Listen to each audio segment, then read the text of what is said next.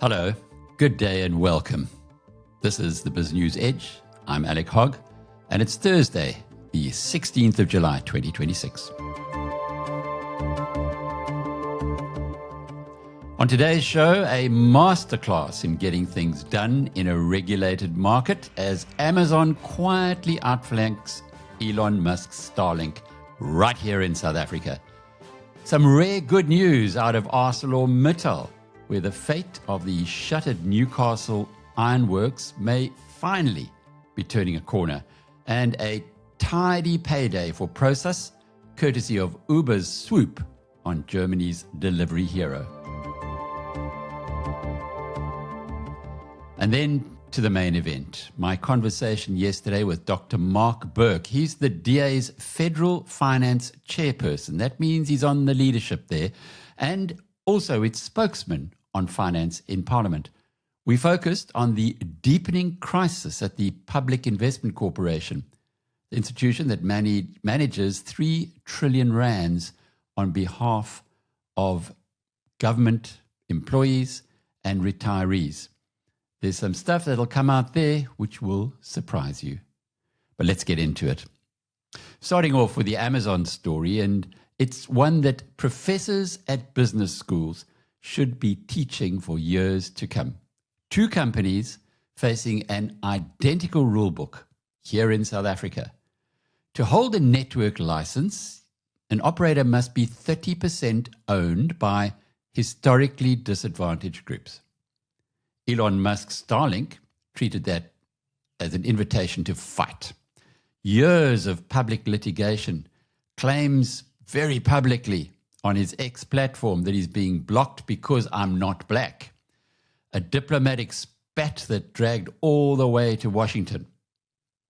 Amazon, on the other hand, with a satellite fleet that's a fraction of the size of Starlink's, and not a single paying customer anywhere in the world right now, read the same rules and found a door that was already open.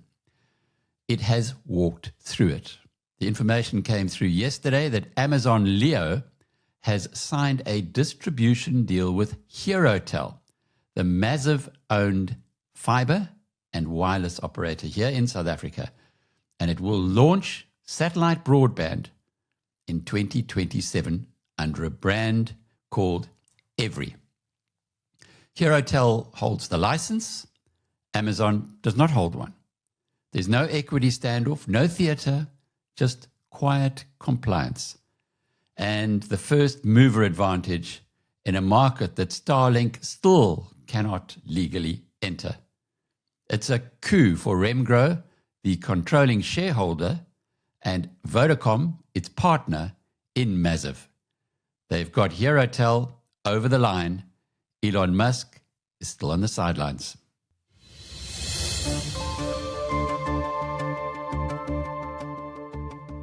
That's not the only bad bit of news for Musk. His SpaceX has now fallen on the stock market to the same price at which people were falling over themselves to buy shares, $135 a share, after going above $200 at one point.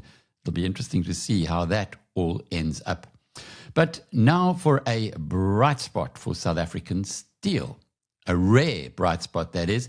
ArcelorMittal South Africa has told shareholders this morning that talks between itself, the Luxembourg-based parent group, ArcelorMittal Worldwide, and the state's Industrial Development Corporation here in South Africa have reached what it describes as an advanced stage.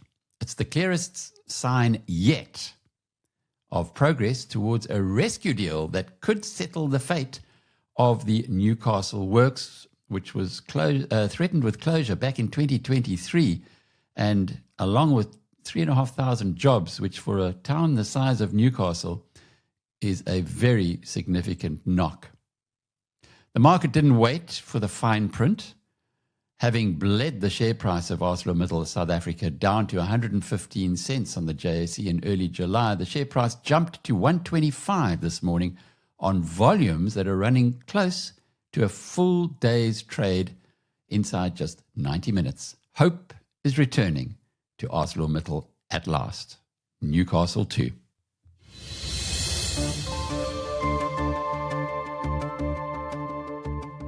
It's also been a good morning for Prosus. Uber has agreed to buy Germany's delivery hero in an all-cash deal worth close to R250 billion.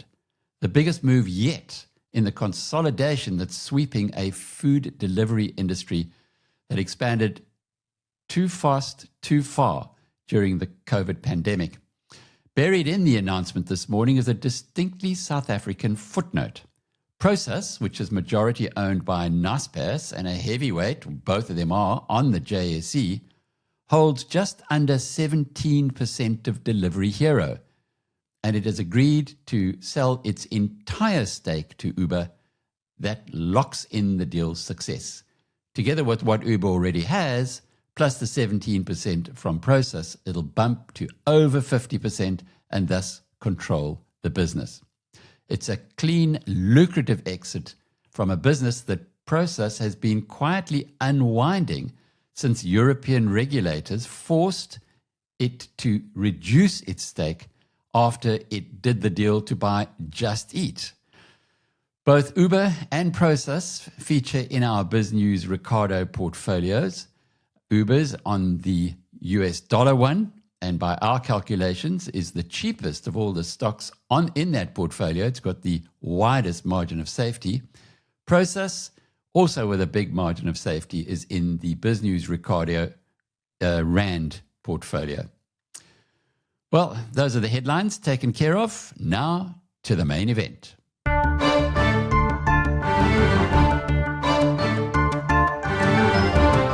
The Public Investment Corporation is the custodian of more than 3 trillion in government workers' pensions, and it's in its worst governance crisis since the Party Commission.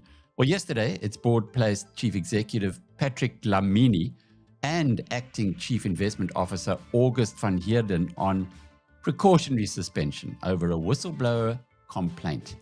Hours later, and this is the real hit, the Financial Sector Conduct Authority announced a formal Section 135 investigation into the PIC, citing concerns about governance, leadership stability, and transparency. It's the 5th PIC executive that's been suspended in 2 years.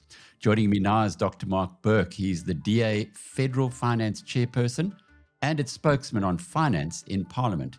He's been one of the loudest voices demanding accountability at the PIC. Mark, welcome. It just seems to go from one problem to another at the PIC, and this investigation by the Financial Services Conduct Authority, perhaps the most disturbing part yet. What exactly is a Section 135 so that we can understand the terminology here? The PIC is a financial services provider. Amongst many other things, it's also the largest asset manager on the continent, controlling 3.5 trillion rand in assets, if their numbers are to be believed. And part of being a financial services provider means being regulated by the Financial Services Conduct Authority. And the FSCA has the right to ask numerous questions, including whether people are complying with their fiduciary duty, whether they are being transparent in their dealings. And it is a unique moment for one reputable state institution to be investigating another reputable state institution. For your listeners, the Public Investment Corporation effectively manages a big pool of money on behalf of the GEPF, which is the Government Employees Pension Fund. And that's either people who have served the state through the course of their lives and are now pensioners, or those that are still contributing to their pension one day.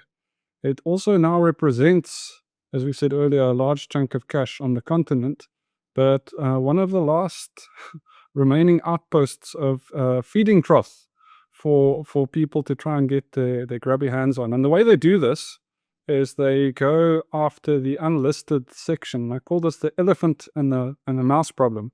They say, well, 95% of what we do is boring listed investments, and that into listed companies, and sometimes there are issues, as we've seen with firms such as Steinhoff. But for the most part, that's a highly regulated space, and the checks and balances and governance are such that there aren't too many scandals in that space. But in the unlisted space, in the so-called Isabaya fund, that's where the controls disappear and the money does the same. And so the FSCA is now finally, it must be pointed out, the DA last year already called for the FSCA to look into what's happening. How could it be that deals such as the Daybreak transaction happened? How could it be that Enable Capital, which isn't even a deal, it was a full-on scam for more than 100 million rand?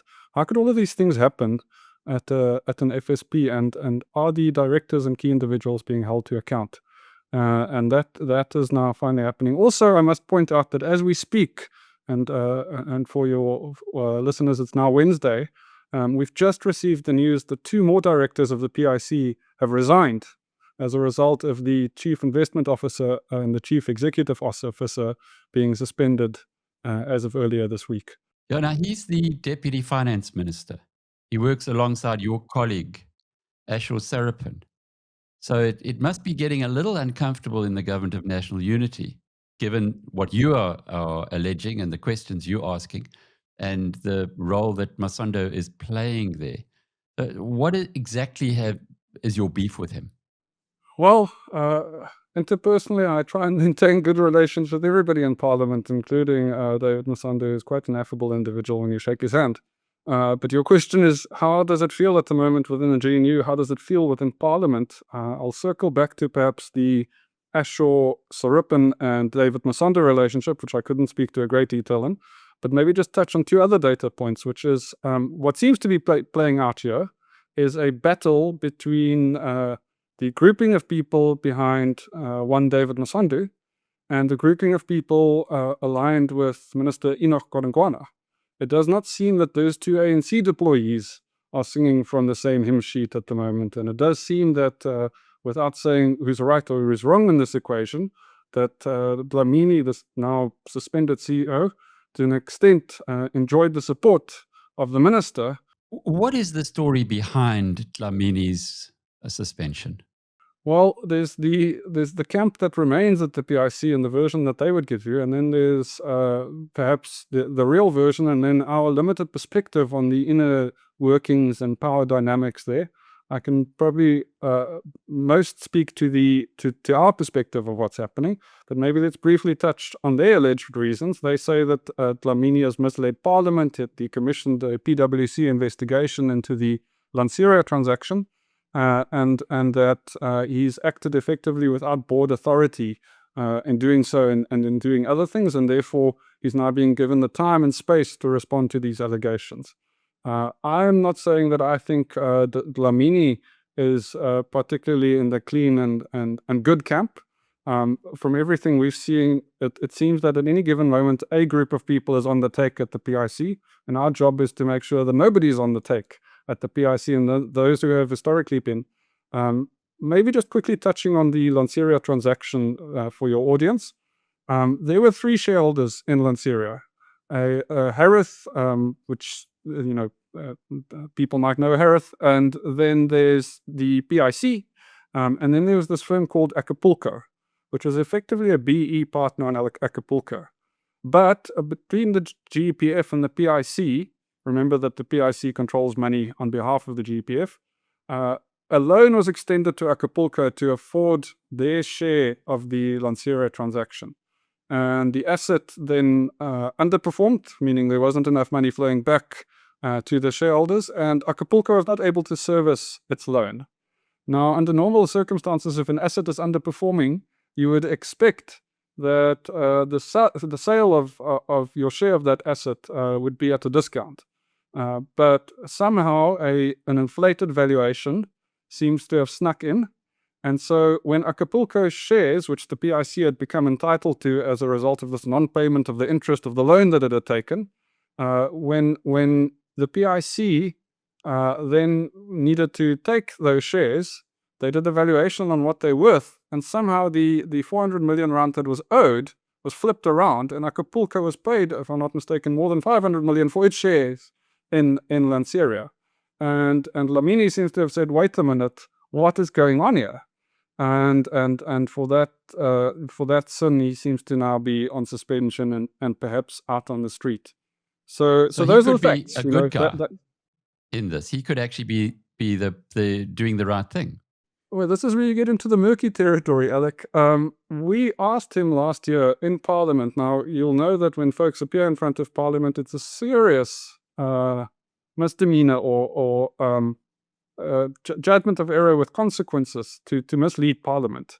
And when asked the first time, Mr. Dlamini, before you came here to serve as the CEO of the largest asset manager on the continent, you seem to have been a director at Lanseria. Who appointed you to be the director? And he completely bungled the question. He didn't answer it. He danced around. And I remember there's just three shareholders, Acapulco, Harris, and the PIC. And you couldn't answer. You said you couldn't remember and danced around it. He also didn't answer a direct question on whether he had any interest in Lanseria himself or whether people connected to him might have interest. He just said he himself didn't have a direct interest. So he bungled the question, and we came back to him a couple of months later, again in committee, again a forum that you do not lie to. And we said to him, can you now please remember which of the three shareholders? This is not a difficult thing. And he again didn't answer the question very succinctly, but he effectively said if he had to think about it, it must have been Harith that appointed him to the board of Lanseria. Now one can see how it could create the perception of a conflict. If somebody is now at the PIC who previously served as the director, and then isn't even willing to share that. So Dlamini could be a good guy, as you say. You could be part of the problem, but the problem is for sure not limited to him. Well, that's the right kind of positive attitude to look at it. But the ANC, as you mentioned a little bit earlier, has got a faction who seem to think the same way you think, but there's still the other faction that seems to think very differently. And I guess at some point in time, it's going to have to look after its own organization and make its own calls. Otherwise, well, the organization will be very different. But what would you define? You said we're going to succeed. In other words, you and your efforts. What would you define success as? Yeah, I think if we know that the custodians of the future of civil servants are behaving in an ethical way, I think there's clear markers. We know what good looks like. Maybe we can explain it with the alternative. If I were to say to you that Old Mutual is fine, you can put your money there, or Discovery or Sanlam. But by the way, it's had 5 executives suspended in the last 2 years. And by the way, its chairperson is the subject of his own whistleblower reports. And by the way, Old Mutual keeps taking your money and chucking it into unlisted investments where it then goes missing, where 16 out of the last 32 investments were made since 2022, and those have gone down. And the unlisted investment bucket has performed below inflation, meaning that whole amount of money has gone down, and that represents now almost 5% of this massive pool of assets. But Old Mutual is fine. Put your money there. You'd be outraged. You'd say that's bizarre. I could never do that. What are you saying? Unfortunately, by law, this is the situation that government employees are locked into, and that they, so what it would look like is the feeling you have when you think of the likes of Old Mutual or Sanlam or 91. You put your money there and it's boring, and you know it's going to grow. So that would be a marker of success here. Another marker of success would be the SIU, as we've said a bit earlier, getting involved in more of these transactions, investigating what happened and holding those accountable.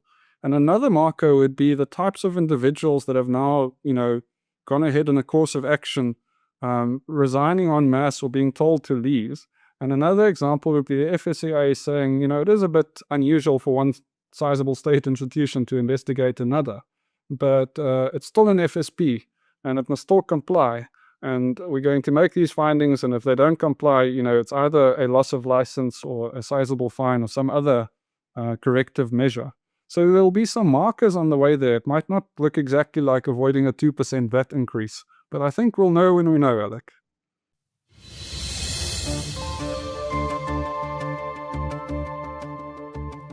That's Dr. Mark Burke, his PhD from Cambridge. He's been in the private sector very successfully, in private equity and built a tech company which he sold. So he can afford to be a politician, put it that way. But he must be a thorn in the side of the ANC already. When you've got a really bright guy, and a young bright guy at that, who believes in the future of South Africa, well, they ask the uncomfortable questions, and he's continuing to do that. It's a sobering note, though, to close on. 5 executives suspended in 2 years at the PIC, and now the Financial Sector Conduct Authority itself digging into the PIC's governance. That's not business as usual at the institution that's guarding the savings of the country's public servants. Burke also talks about 2 factions, the finance minister and the PIC's chief executive, Patrick Dlamini, on the one side, and his deputy finance minister and the PIC chairman, that goes with the post, on the other. It's worth remembering that all of this traces back to Dlamini's commissioning of PwC to do a forensic investigation into a BEE deal that the PIC did. That was to do with Lanseria Airport. His suspension isn't because he did anything wrong in that transaction. It's because a whistleblower maintains Dlamini did not have the mandate to order the inquiry. Well, that tells you pretty much all you need to know, doesn't it? It's worth noticing the thread running through today's BizNews Edge. Amazon working quietly within South Africa's rules, while Starlink fights them in public. ArcelorMittal and the state edging towards a deal that could save Newcastle.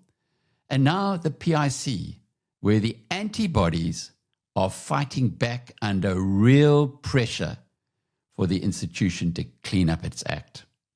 In every case, the story is the same. Institutions being tested, South Africans watching closely to see whether they hold up, and holding thumbs because there's some pretty clear opportunities here for the country to benefit from it.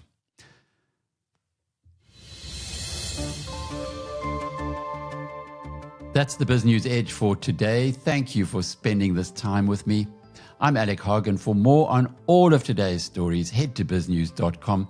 You'll find the director's cut of the In Conversation with Dr. Mark Burke, and boy, is that worth subscribing to BizNews Premium for. Our director's cuts are the full interviews that we conduct, parts of which are edited for this program. And if you are really interested in the whole story, well, you have to be a BizNews Premium subscriber. But I can assure you, it's going to be the best investment you make this week. So why not go for it? I'll be taking a break tomorrow, but back again on Monday. Until then, cheerio. In uncertain times, good information is priceless. The BizNews Conference is heading back to the Drakensberg. Join me, Alec Hogg, from the 11th to the 14th of August for BNC 9, Champagne Sports Resort, where it all began, and where our community gathers for honest conversations, smart investing insights, and direct access to some of South Africa's sharpest minds. Come and rub shoulders with the best we've got. 28 keynote speakers, 3 days. Seats are available now. Book your seat by clicking the link in the description. Start your day a step ahead. BizNews Insider. It delivers the business stories that matter every morning straight to your inbox, sharp, fast, and free. Subscribe now.